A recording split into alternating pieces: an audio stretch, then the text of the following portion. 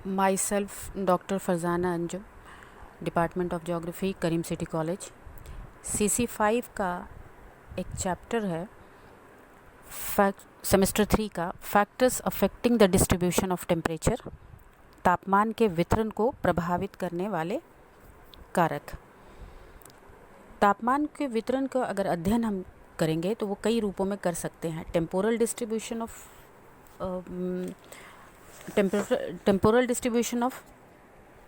Temperature और special distribution of temperature, यानी तापमान का कालिक वितरण और तापमान का स्थानिक वितरण।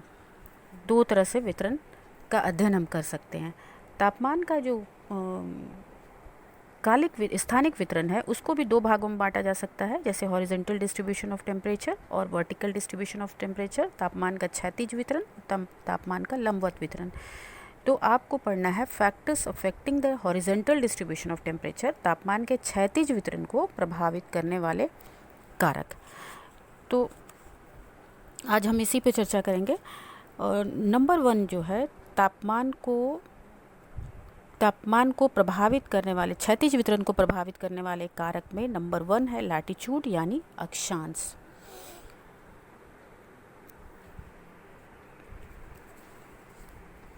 पहला हो गया अक्षांश यानी लैटिट्यूड।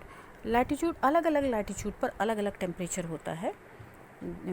जैसे अगर हम इसकी बात करें, विषुवत रेखा की बात करें, यानी 0 डिग्री इक्वेटर की बात करें, तो इक्वेटर पर सालों भर सीधी किरणें पड़ती हैं, जिसकी वजह से वहाँ तापमान बहुत ज़्यादा होता है। और जैसे जैसे हम इक्वेटर से उत्तर की तरफ और दक्षिण की तरफ यानी ध्रुवों की तरफ जाएंगे, टेम्परेचर जो है वो घटता चला जाता है, क्योंकि सूरज की तिरछी किरणें पड़ने लगती है, यहाँ तक कि ध्रुवों पर बर्फ़ तक जम जाती है। तो लैटिट्यूड के हिसाब से सूरज की किरणें जो हैं वो तिरछी और सीधी जहाँ पड़ती हैं वहाँ अलग अलग टेम्परेचर होता है। दूसरा पॉइंट है height above the sea level, समुद्र तल से ऊंचाई। समुद्र तल से ऊंचाई भी एक वजह है। समुद्र तल से ऊंचाई जो है वो भी एक वजह है।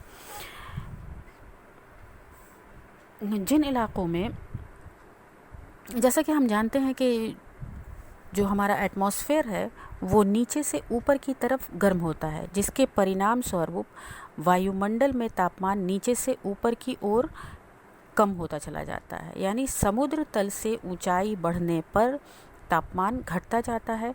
सामान्य रूप से अगर हम देखें तो हर 165 मीटर की ऊंचाई पर 1 डिग्री से तापमान जो है वो घटता चला जाता है। यही वजह है कि मैदानों की तुलना में पर्वतीय क्षेत्र में तापमान जो है वो कम होता चला जाता है।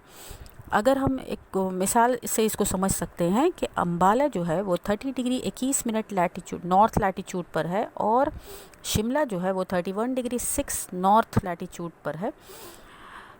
तो दोनों लगभग एक ही अक्षांश पर होने के बावजूद सिर्फ ऊंचाई के कारण शिमला में ज़्यादा ठंडा रहता है, टेम्परेचर कम होता है, और अम्बाला में टेम्परेचर ज़्यादा होता है, क्योंकि अम्बाला की जो समुद्र तल से ऊंचाई है वो 272 मीटर है और शिमला की जो समुद्र तल से ऊंचाई है वो 2202 मीटर है। तो ऊंचाई के कारण भी एक ही लैटिट्यूड पर होते हुए भी तापमान में फ़र्क होता है। दूसरा पॉइंट ये हो गया। तीसरा पॉइंट जो है वो डिस्टेंस फ्रॉम द सी, समुद्र से दूरी। डिस्टेंस फ्रॉम द सी, समुद्र से तटवर्ती क्षेत्र का तापमान जो है, जो समुद्र से जो नज़दीक होते हैं जो क्षेत्र, उनका तापमान जो है वो सम होता है, यानी एक ही तरह का होता है लगभग। इसके विपरीत समुद्र तट से दूरी के स्थानों का तापमान विषम होता है। जैसे जैसे दूर होता चला जाएगा वहाँ का हार्श टाइप का क्लाइमेट होता चला जाता है। इसका ये कारण है कि जल जो है वो, पानी जो है वो स्थल की अपेक्षा देर से गर्म होता है और देर से ठंडा होता है, जिसकी वजह से गर्मी के मौसम में जल स्थल से शीतल होता है। इसके विपरीत शीत ऋतु में जो है पानी वो स्थल की तुलना में गर्म रहता है। तो समुद्र तट से दूरी के अनुसार तापमान में विषमता जो है यानी हार्शनेस जो है वो बढ़ती चली जाती है। जैसे अगर हम एक एग्जांपल दें कि तिरुवनंतपुरम में तापमान की तुलना में दिल्ली का तापमान जो है ज़्यादा हार्श होता है। यानी दिल्ली जो है वो समुद्र तल से काफ़ी दूर है और तिरुवनंतपुरम जो है वो समुद्र तल से नज़दीक है, इसलिए वहाँ जो टेम्परेचर है वहाँ पर कम है। और दिल्ली में क्योंकि चारों तरफ से स्थल का इलाका है, वहाँ पर बहुत ज़्यादा जब गर्मी पड़ती है तो बहुत ज़्यादा गर्म हो जाता है और जब ठंड पड़ती है तो बहुत ज़्यादा ठंडा हो जाता है। नेक्स्ट पॉइंट है प्रिवेलिंग विंड यानी प्रचलित पवन। प्रचलित पवनें जो हैं वो भी इसको काफ़ी मुतासिर करती हैं। जैसे कि अगर जिस इलाके से ठंडी हवा होकर गुज़रती है वहाँ पर तापमान जो है वहाँ पर उस इलाके का तापमान को बढ़ा देती है।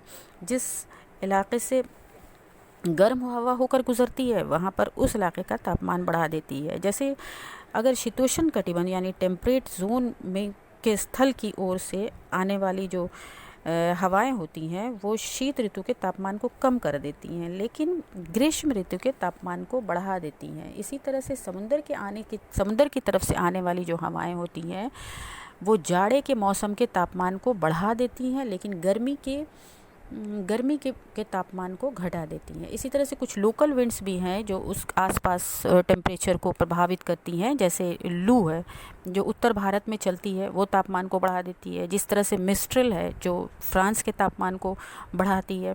इसी तरह से सहारा से आने वाली सुरोक्को जो होती है वो इटली, सिसिली और माल्टा जैसी जगहों के तापमान को बढ़ा देती है। नेक्स्ट पॉइंट है समुद्री धाराएं यानी ओशन करंट। ओशन करंट भी बहुत हद तक टेम्परेचर के डिस्ट्रीब्यूशन को बढ़ाने या घटाने में मददगार होती है। जैसे गल्फ़ स्ट्रीम, अगर हम गल्फ़ स्ट्रीम की बात करें, गल्फ़ स्ट्रीम एक गर्म जलधारा है जो उत्तरी अमेरिका के ईस्टर्न साइड में यानी पूर्वी क्षेत्र से निकलती है और ये नॉर्थ अटलांटिक ड्रिफ्ट को के साथ मिलकर उत्तर की तरफ बहती हुई चली जाती है। ये एक गर्म जलधारा है जो यूके के पास और उत्तरी जो यूरोप है उसके पास के टेम्परेचर को बढ़ा देती है, जबकि उस लैटीट्यूड पर उस वक्त टेम्परेचर ज़्यादा होना चाहिए, लेकिन उस वक्त के टेम्परेचर को वहाँ घटा देती है। इसी तरह से बेंगुएला करंट जो साउथ अफ्रीका के पश्चिमी तट पर होती है, जो ठंडी जलधारा है, जो जिसके प्रभाव से वहाँ के निकटवर्ती क्षेत्र जो है उष्ण कटिबंधीय यानी टॉरिड जोन में होने के बावजूद भी वहाँ का इलाके को ठंडा कर देती है। तो जो ये जलधाराएं जो बहती हैं वो आसपास के इलाकों को ठंडी और गर्म होने की वजह से उस इलाके को ठंडा या गर्म कर सकती है, चाहे वो किसी भी जोन में हो, टॉरिड जोन में हो, टेम्परेट जोन में हो, किसी भी जोन में हो। तो उस पर्टिकुलर जिसके बगल से गुज़रती है, जिसके पास से गुज़रती है, उस पर्टिकुलर इलाके को गर्म या ठंडा कर सकती हैं। नेक्स्ट पॉइंट है भूमि का ढाल यानी आस्पेक्ट।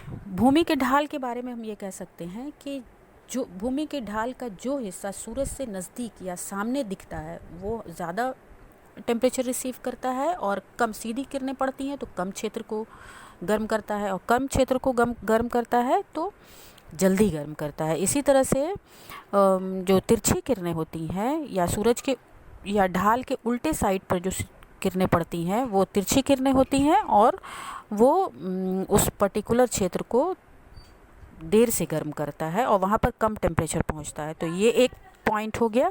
और नेक्स्ट पॉइंट जो है वो पर्वतीय अवरोध है। नेक्स्ट पॉइंट है पर्वतीय अवरोध। पर्वतीय अवरोध के बारे में हम कह सकते हैं कि जैसे भारत का उत्तरी क्षेत्र जो हिमालय पहाड़ जहाँ पर है वहाँ उत्तर से आने वाली हवाओं को रोक देता है। उत्तर से आने वाली जो ठंडी हवाएं हैं उसको रोक देता है, जिसकी वजह से भारत में उतनी ज़्यादा सर्दी नहीं पड़ती। इसकी एक और मिसाल हम दे सकते हैं कि जैसे कोलकाता हो गया, वो 22 डिग्री 36 मिनट अक्षांश पर है, और ग्वांगझाऊ जो चाइना का है वो 23 डिग्री 5 मिनट नॉर्थ लैटीट्यूड पर है। लेकिन कोलकाता ग्वांगझाऊ की तुलना में ज़्यादा गर्म होता है, लगभग एक ही लैटीट्यूड पर होने के बावजूद, क्योंकि वहाँ पर पर्वतीय अवरोध यानी माउंटेन बैरियर के होने की वजह से, हिमालय पहाड़ के होने की वजह से भारत की तरफ जो ठंडी हवाएं वो नहीं आती हैं और चाइना की तरफ वो हवाएं होती हैं, इसलिए दोनों में फ़र्क पड़ता है। तो माउंटेन बैरियर यानी पर्वतीय अवरोध भी एक पॉइंट है। नेक्स्ट पॉइंट है वायुमंडल की इफ़ेक्ट्स ऑफ एटमॉस्फेयर यानी वायुमंडल का प्रभाव। वायुमंडल का प्रभाव जो है मेघरहित और स्वच्छ जो वायुमंडल होगा उससे होकर सूर्य तप सीधा पृथ्वी के धरातल पर पहुंचता है। यही वजह है कि मध्य अक्षांश यानी मिड लैटिट्यूड में मरुस्थल जो है वो ग्रीष्म ऋतु में विषुवतीय प्रदेश की तुलना में अधिक गर्म होते हैं। बादल जितना साफ रहेगा जिन इलाकों में, वहाँ पर टेम्परेचर ज़्यादा होगा, और जिन इलाकों में जो जहाँ बादल ज़्यादा होंगे जैसे इक्वेटोरियल एरिया में, वहाँ पर टेम्परेचर कम होता है, वहाँ पर बहुत ज़्यादा गर्म नहीं होता है। तो ये सारे पॉइंट्स हो गए। कुछ मैप भी हमने दिया है, उसको देख लीजिएगा। Thank you.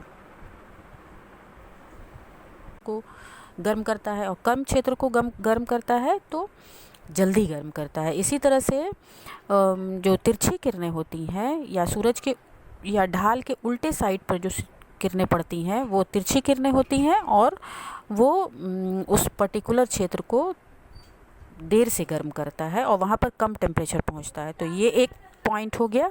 और नेक्स्ट पॉइंट जो है वो पर्वतीय अवरोध है। नेक्स्ट पॉइंट है पर्वतीय अवरोध। पर्वतीय अवरोध के बारे में हम कह सकते हैं कि जैसे भारत का उत्तरी क्षेत्र जो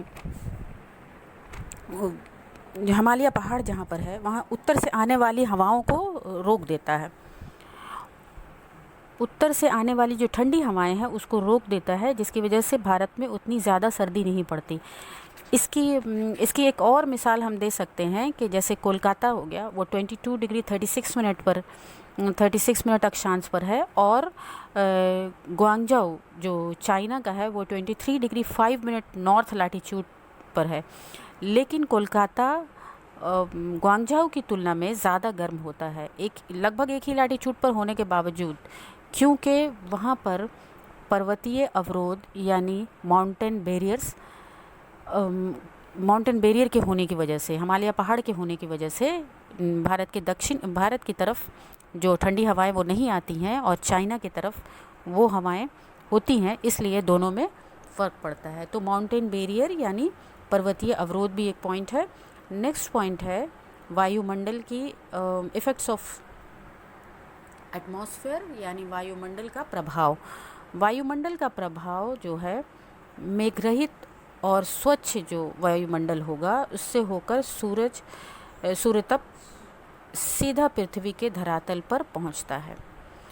यही वजह है कि मध्य अक्षांश यानी मिड लैटिट्यूड में मरुस्थल जो है वो ग्रीष्म ऋतु में विषुवतीय प्रदेश की तुलना में अधिक गर्म होते हैं। बादल जितना साफ रहेगा जिन इलाकों में, वहाँ पर टेम्परेचर ज़्यादा होगा, और जिन इलाकों में जो जहाँ बादल ज़्यादा होंगे जैसे इक्वेटोरियल एरिया में, वहाँ पर टेम्परेचर कम होता है, वहाँ पर बहुत ज़्यादा गर्म नहीं होता है। तो ये सारे पॉइंट्स हो गए। कुछ मैप भी हमने दिया है, उसको देख लीजिएगा। Thank you.